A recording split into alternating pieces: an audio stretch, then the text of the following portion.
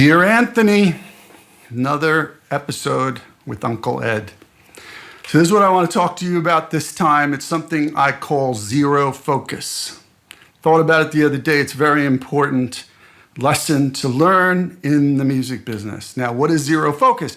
It's not what you think it is. It's not to say that you have zero focus.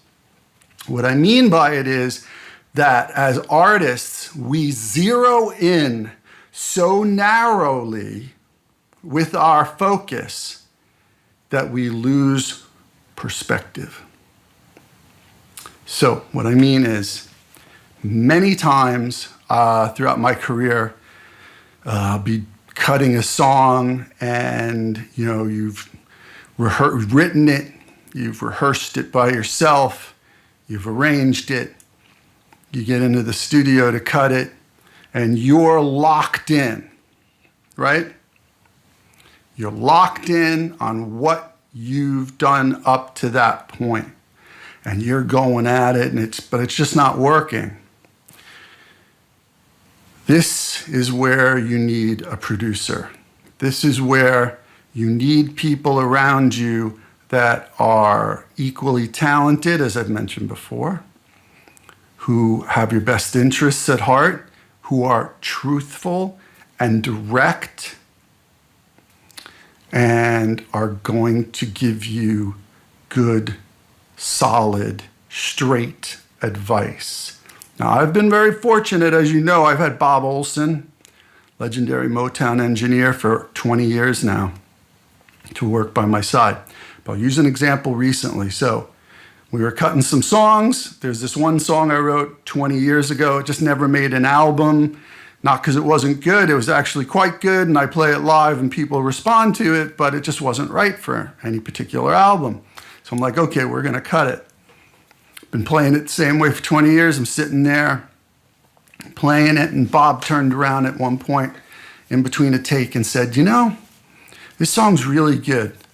He goes, what if you changed the key, and what if you had a different feel to it? Like I was doing this this really pretty finger-picked thing with a sweet vocal. He's like, what if you kind of changed the tempo and made it into like a down, check it down, ba-da-doo, down, check it down kind of vibe, and let it kind of groove and feel like that.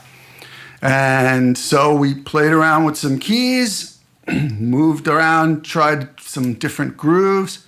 Instantly, when I hit it, Bob was like, that's the one, let's go with it. One take.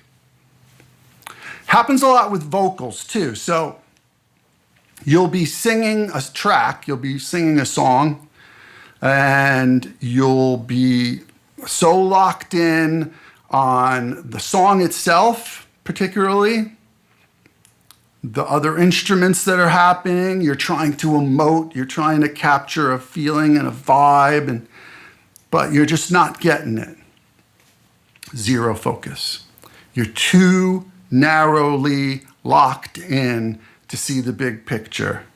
And it's great to have an engineer or a producer or a friend to say, hey, why don't you take this one phrase at a time, or, sing it rather than, trying to belt it out, because it's about communication, right? We're trying to communicate. It's a narrative.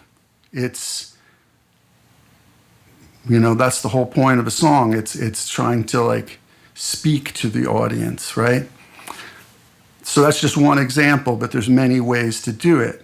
And I see it more with vocals than any other thing in the studio. But again, zero focus. It can be a guitar player who's so locked into this part he came up to. This happened to us last year.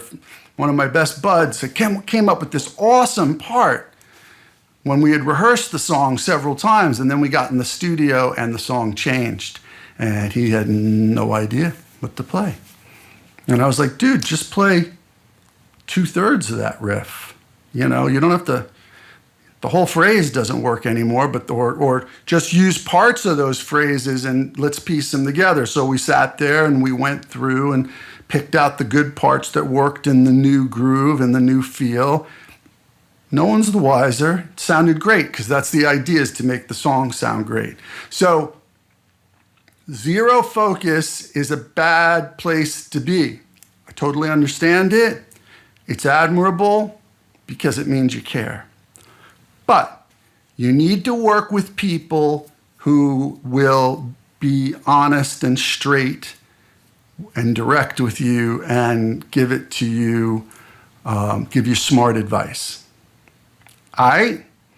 Because you can get so narrow and it's yours, right? Like you own it. This is your song and this is a big deal, and it is.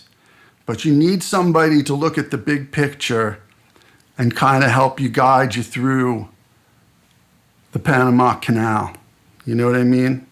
To do the locks with you, to work the levers. All right? If you have any questions, let me know. All right? See you next time. Write them below. Peace.